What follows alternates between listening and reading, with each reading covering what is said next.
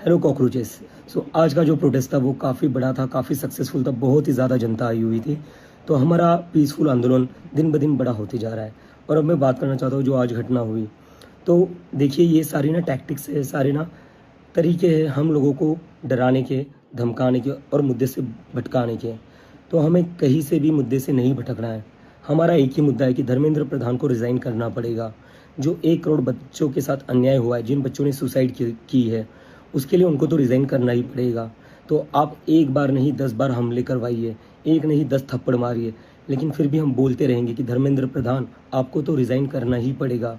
तो कोई भी डिस्ट्रैक्ट नहीं होइए, अपने मुद्दे पर टिके रहिए। हमारा मुद्दा है Dharmendra Pradhan should resign and nobody वो चाहे कितने भी हाथ उठा ले, हम अपनी तरफ से हाथ नहीं उठाएंगे। हमारी मूवमेंट पीसफुल है और हम इस मूवमेंट को पीस एंड लव के साथ ही आगे बढ़ाएंगे।